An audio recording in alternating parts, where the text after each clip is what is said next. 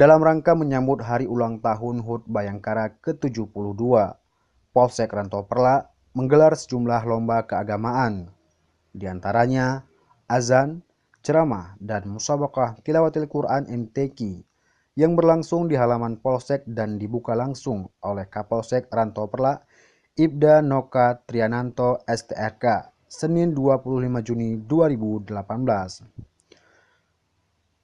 Usai seluruh perlombaan berakhir, pada Selasa 26 Juni 2018 petang, lomba ditutup oleh Wakapolres Aceh Timur, Kompol Apriyadi Esos MM. Dalam arahannya, Wakapolres menyampaikan rasa terima kasih kepada Kapolsek Rantau Perla dan seluruh jajarannya, serta seluruh tokoh agama di Kecamatan Rantau Perla dan para peserta lomba keagamaan yang diselenggarakan pihak Polsek, yang mana kegiatan tersebut terlaksana serta berjalan dengan baik dan diharapkan untuk tahun mendatang dapat ditingkatkan lagi. Menurut Kompol Apriyadi, perlombaan keagamaan ini penting mengingat para generasi muda saat ini harus memiliki tameng pengetahuan yang positif guna menghindar dari perilaku negatif termasuk penyalahgunaan narkoba yang sangat meresahkan, serta dapat memberikan kesadaran hukum atas perilaku yang kurang baik.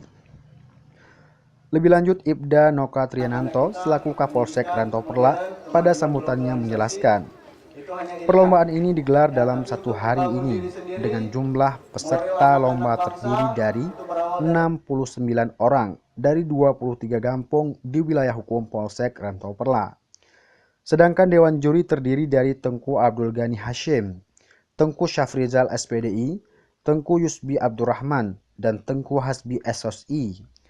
Dan panitia kegiatan lomba seluruh anggota personil di Mapolsek dengan dibantu oleh beberapa para pemuda dan pemudi setempat.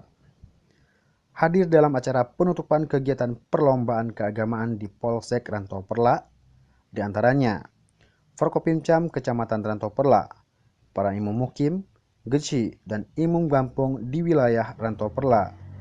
Dalam kegiatan lomba tersebut, Gampung Blang Barom meraih juara umum. Merupakan adalah bagian ataupun rangkaian daripada kegiatan HUT Bayangkara ke-72 yang dilaksanakan oleh Polres. Salah satunya inilah, yaitu perlombaan baca Al-Quran, mengaji, kemudian pidato, dan azan. Ini salah satu bagiannya. Kemudian tujuannya yang kedua adalah kita mengikat hubungan silaturahmi dengan masyarakat, supaya masyarakat tidak ada lagi merasa takut dengan Polsek, dengan Polri. Kemudian yang selanjutnya yang ketiga yaitu salah satunya untuk mencegah narkoba, karena selama ini narkoba ini banyak menyerang generasi muda. Jadi dengan adanya memperkuat silaturahmi, memperkuat syariat Islam, ya, mudah-mudahan adik-adik kita ini, anak-anak kita ini tidak terlibat dengan narkoba. Sesuai dengan perintah dari pimpinan, dari Pak Kapolri, jadi kita melaksanakan HUT Bayangkara ini sederhana. Jadi tidak ada lagi hura-hura, tidak ada lagi harus adanya gerak jalan santai, sepeda. Nah, kita khususnya di Aceh Timur ini sesuai dengan arahan Pak Kapolri, kita laksanakan sederhana mungkin.